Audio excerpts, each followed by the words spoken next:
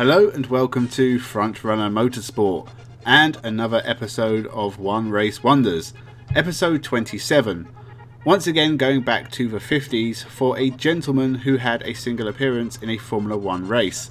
This time we are looking at the extraordinary Archibald Scott Brown, Archie to his friends. To the best of my knowledge, the first Formula 1 racer with a disability who overcame a lot of adversity to continue his motor racing career and make an appearance in Formula 1. Let's go back in time and look at his story. Subscribe and check out the One Race Wonder playlist after you watch this video. We have looked at some very interesting drivers. So, let's begin. Born without his right hand and twisted legs due to his mother contracting German measles during pregnancy, Archie Scott Brown is not your stereotypical racing driver. Only after a lot of hard work and operations, Archie was able to walk, but would never grow beyond 5 feet tall. His racing career began in 1951, unless you check driverdatabase.com, which says he raced at the 1939 24 Hours of Le Mans, something that would be very impressive as Archie Scott Brown was 12 in 1939, a very young age to begin racing. There was, however, another Archie Scott who raced a Singer in that race.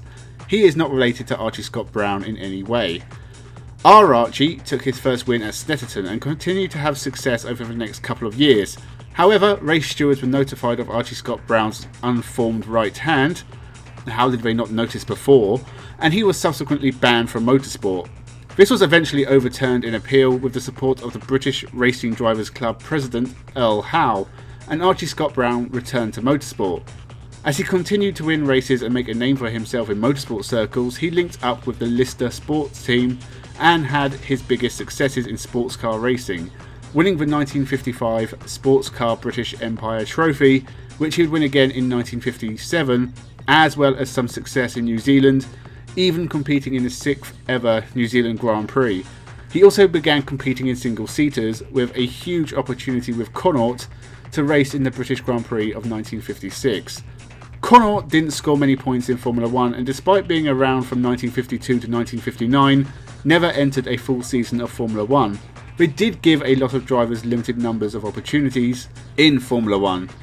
Archie gave a good account of himself in qualifying, managing to get 10th place on the grid, only 4 seconds behind Moss and Fangio. He was impressive during the race, overtaking a couple of Works Ferraris and running in 7th place, a great job for a newbie. He even set the fastest lap before the Connaught broke down with transmission issues. Something that happened often to Archie Scott Brown, who in previous single-seater races had been holding off Stirling Moss for 16 laps before brake issues and an engine falling to pieces stopped him. Archie was offered a couple more chances to race in Formula 1, sadly these never happened. He tested a BRM in 1957 in preparation for the British Grand Prix, but after an oil leak and a stuck open throttle decided against it. He was also supposed to be driving a Cooper in the 1958 Monaco Grand Prix, but the car was not ready on time. This turned out to be a tragic occurrence. On the same day as the Monaco Grand Prix, Archie Scott Brown was racing a Lister Jaguar in Spa. Leading the way, he hit a wet patch of track, hit a road sign, breaking the axle of his car and hurtling into the infield. The car burst into flames. Archie Brown was severely burned and would die a day later from his injuries. Archibald Scott Brown had a very short motor racing career, just 7 years between 1951 and 1958, but he accomplished a lot, overcoming the discrimination of having his licence revoked, winning races, building a legacy with the knobbly Lister Jaguar, and of course getting a brief chance in Formula 1. He had a reputation for being a brave driver who enjoyed throwing his car sideways, and when asked what he would do if his brakes failed, he replied, "I would just carry on, dear boy." Archie Brown was a motorsport hero, a sports car legend, and a Formula 1 One Race Wonder. Thank you for watching. Make sure you check out the other 26 episodes of Formula 1 Race Wonders. We have looked at drivers from Nello Pagani to Marcus Winkelhock and a load more in between, as well as teams such as Bugatti, who only made one appearance in Formula 1. Subscribe to the channel for more motorsport content, leave a like and tell your friends. Thank you for watching and have a good one.